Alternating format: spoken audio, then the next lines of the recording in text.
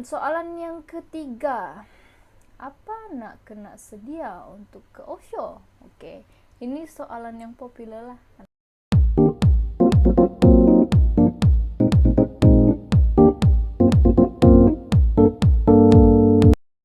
Hai semua, hari ini saya tiada aktiviti, di rumah saja. Saya berehat, bersantai, bak kata orang Sabah, lugai-lugai.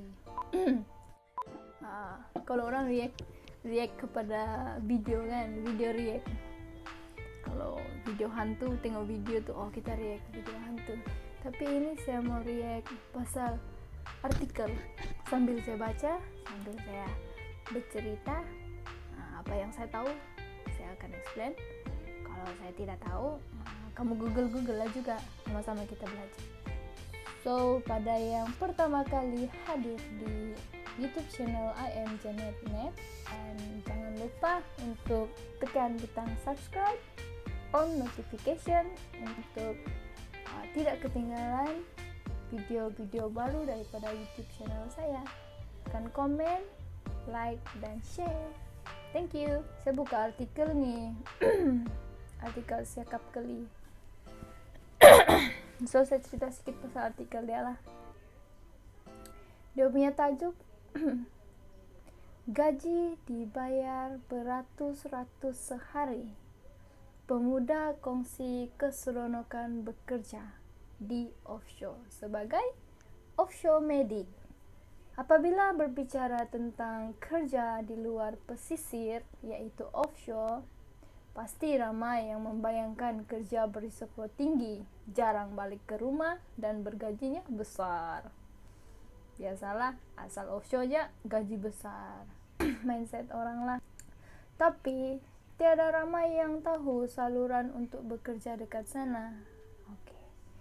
Bagi Anda yang mengimpikan pengalaman bekerja di pelantar minyak dan bergaji lumayan, perkongsian oleh satu pegawai perubatan offshore yang dikenali sebagai Beldako, dia akan menjawab persoalan tentang cara untuk mendapatkan kerja dan kehidupan mereka yang bekerja di luar pesisir. Beldako nih, dia ingin berkongsi. Dia punya pengalaman sebagai pegawai perubatan offshore. Kalau dekat offshore kita panggil medik. Medik nih mendapat banyak persoalan daripada orang dekat luar. Dia tanya, macam mana mau jadi pegawai perubatan offshore? Macam mana nak jadi medik? Dia tanya. So, apa yang kita kena buat? Gaji berapa? Mau kena sediakan apa? Dan macam-macam lagi soalan. Soalan yang pertama, banyakkah gaji dekat offshore ni? Jawapan dia, poin dia is gaji semua orang dekat offshore ni tidaklah sama, bergantung kepada jenis kerja seseorang tu, apa company. Dekat offshore ni dia ada yang gaji tetap, gaji kontrak. Gaji tetap ni dia setiap bulan akan dapat satu gaji yang fix. Kalau dia cakap satu bulan basic salary 3,000, so dia turun offshore kah? Dia tidak turun offshore kah? Dia tetap dapat 3,000 setiap bulan. Kalau dia basic dekat office ataupun dekat darat, ke offshore sekali-sekala. Jadi orang yang basic dia tetap nih, bila dia turun pergi offshore, dia akan dapat allowance offshore daripada company yang dia kerja. Allowance offshore ni pula berbeza-beza. Beza bergantung kepada company itu dan kerja dia. Dan kebanyakan yang kerja dekat offshore ni, gaji dia gaji hari. Gaji hari bergantung kepada trade dia. Sama juga bergantung dengan kerja. Kalau sehari gaji dia is RM100. So, kalau dia ada 10 hari dekat offshore, dia akan dapat RM1,000. Kalau gaji dia RM200 satu hari, dia 10 hari dekat offshore akan dapat RM2,000. Makin lama dekat offshore, makin banyak lah income dia. Macam tu, itu pada yang bekerja harian. Pekerja bebas. Dalam bahasa Melayu pekerja bebas, English kita panggil freelance. Freelance ni dia ada besar sikit lah. Mungkin gaji harian dia berbanding yang kerja dengan company boleh 200 ringgit, kemungkinan dia freelance dia boleh dapat 600 lebih sampai ke 1.000 satu hari. Soalan dia yang kedua, giliran dan waktu bekerja. Giliran nih dia tidak sama ikut syarikat, project, dan tempat bekerja. Dekat offshore, kita ada 3 location tempat bekerja lah. Pertama is workbench. Workbench ni kapal. Lepas tu rig dan platform. Kebanyakan platform mereka pakai giliran 14/14, maksudnya 14 hari kerja dan 14 hari cuti. Untuk rig 28 hari kerja, 28 hari cuti. Dan untuk workbench maksimum dia 90 hari bekerja. Waktu kerja dekat offshore tidak sama dekat darat ya. Dekat offshore kita kerja 12 jam. 12 jam bekerja daripada jam 6 pagi sehingga jam 6 petang. Kalau dekat darat kita kerja 8 jam. 8 jam kah? Jam 7 masuk kerja, jam 5 balik. Atau jam 8 masuk kerja, jam 5 balik. Itu office hour lah. Tapi untuk medik nih, dia kena bersiap sedia 24 jam satu hari. Sebab dia perlu standby untuk apa-apa kecemasan yang boleh berlaku dekat offshore. Soalan yang ketiga, apa nak kena sedia untuk ke offshore? Okey, ini soalan yang popular lah, yang kita selalu kena tanya. Jadi sebab ini perkongsian daripada medik, dia cerita kalau kau nak jadi pegawai perubatan, benda paling penting is APC yang sah dan masih lagi hidup lah. Apakah APC ni? Nanti kita ceklah Google APC itu apa. Jadi cerita pasal medik. Lepas tu yang paling common lagi kepada semua, bukan setakat medik, semua yang ingin menjejakkan kaki ke offshore, diorang kena pergi ambil boset. Yang ini sama ada syarikat sendiri yang kita bekerja itu yang hantar kita pergi offshore, pergi boset, ataupun kita boleh ambil lah sendiri. Kalau kita ada duit lebih, boleh ambil sendirilah, sebab ambil sendiri itu lagi baik. Lepas tu sebagai medik ni, BLS dengan SCLS kena perbaharui setiap 2 tahun dan banyak syarikat tengok persijilian AHA. Apa ni?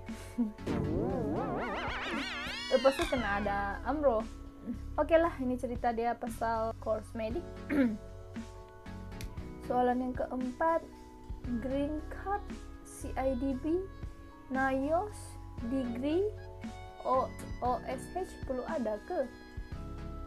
Jawapan tidak perlu, tapi kalau korang nak buat, boleh je. Sebab benda-benda kos tadi yang disebut tu hanya diperlukan dekat darat. Dia ni kata jadi pegawai perubatan, bukannya nak jadi pegawai keselamatan. So pengalaman pula kalau nak kerja pergi offshore sebagai medik, diorang kena ada pengalaman ETD kurang 2 tahun. Pengalaman pernah kerja dekat offshore tu adalah satu bonus kepada mereka yang mau lompat syarikat.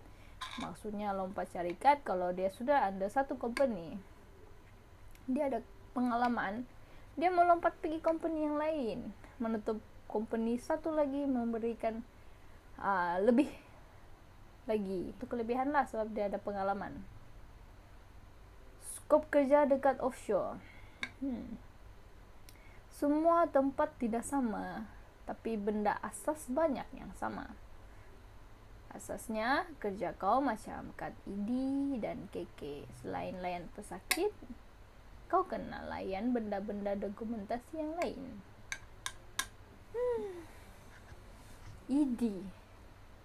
ID apa? Kejap. Makan pakai bilik. Soalan lain. Makan pakai bilik hiburan? Tanda soal. Oke, cut option nih, kita ada chef dengan kru catering untuk uruskan semua tuh. Ya, so satu hari kita makan dekat option 6 kali satu hari. Kita ada breakfast, kita ada tea break jam 9, kita ada tengah hari lunch, lepas tu jam 3 lagi tea break, minum petang, jam 6 dinner, jam 9 ada supper. So 6 kali satu hari. Bayangkan makanan yang terjaga, makan minum kita terjaga nih, 6 kali sehari makan. Naik berat tuh tidak mustahil lah. Pakaian semua ada laundry punya geng. Ya, ini pun under company catering. So dia ada laundry boy lah selalu. Laundry boy akan kutip lah semua pakaian sehari 2 kali kalau tidak silap. Maksudnya kau mandi pagi, kau letak pakaian kau mau dicuci itu letak aja di luar. So dia ada sediakan karung atau tempat pakaian kotor lepas mandi masuk dalam bag tuh, letak dekat luar pintu. So laundry boy akan ambil dan cuci. Pakaian tuh boleh dapat sebelum tengah hari yang sudah dicuci. So yang keduanya petang selepas kerja lah, mandi, masuk dalam beg pakaian, simpan dekat luar. Laundry akan kutip dan kita akan dapat pakaian yang sudah dibasuh tuh pagi. Buka pintu aja awal pagi, bangun jam 5, baju udah ada depan. Senang kan? Syok kan? Bilik pun orang kemaskan, hari-hari orang akan kemas. Biasanya benda-benda asas macam wifi, gym, karaoke tuh semua ada, bilik TV pun ada. So dekat option nih kita ada live semacam dekat darat, cuma bezanya dia berkurung lah. Gym ada, bilik TV untuk kita tengok TV ada, kita boleh tengok berita. Lepas tu kita ada wifi walaupun dia limited, still boleh kontak kita punya orang yang tersayang yang ada di darat through WhatsApp ataupun Messenger, sebab line telefon memang tidak ada. Pendek kata, kau datang dekat offshore memang untuk kerja. Benda-benda lain jangan risau, dia akan uruskan. Berapa medik dekat atas tuh, dan kalau kecemasan nak rujuk dengan siapa? Kebanyakan tempat medik memang satu, jadi kau kena tahu dan bersedia untuk banyak benda. Oh, ini kalau kamu mau jadi medik, kena tahu, standby. Kita ada dokter onshore yang akan bimbing jika ada medical emergency yang kita kena refer. Kalau tak boleh urus, jadi kita akan medivac dia. Kalau rindu yang tersayang, mau buat apa? Video call, WhatsApp, karaoke. Apa yang paling seronok dekat offshore? Apa yang paling seronok kerja di offshore? Dia jawab dekat sini, gaji dan cuti. Gaji, yes. Kalau punya target tuh mau kumpul duit yang banyak, bolehlah kerja offshore, tapi dengan prosedur yang betul. Dan cuti, yes. Kalau orang yang kerja offshore nih, dia lama dekat offshore, kadang-kadang langsung tidak balik rumah ataupun tidak berjumpa dengan keluarga. Boleh sampai setahun atau setahun lebih, kamu bayangkan. Tapi kelebihan diorang, bila diorang sudah turun dekat darat, diorang akan dapat cuti. Itulah cerita berkaitan dengan keseronokan bekerja offshore yang dikongsikan oleh Beldaco melalui artikel Siakap Keli. Dia ni bertugas dekat offshore sebagai medik ataupun pegawai perubatan. Okay, saya harap cerita yang saya baca nih melalui artikel ni boleh membuka sedikit sebanyak info kepada orang yang di luar sana kalau mau kerja offshore ataupun mau tahu keadaan offshore macam mana. At least ada info sedikit. Next time saya akan cari lagi artikel-artikel yang syok lah, yang best untuk kita baca, untuk saya pun sama-sama kupas apa yang saya tahu. Yang saya tidak tahu tuh pun saya masih belajar. Thank you semua yang setia mendengar saya menjadi kalau orang react kepada video kan, video react. Kalau video hantu tengok video tuh, oh kita react video hantu. Tapi ini saya mau react pasal artikel, sambil saya baca, sambil saya bercerita apa yang saya tahu, saya akan explain, sama-sama kita belajar.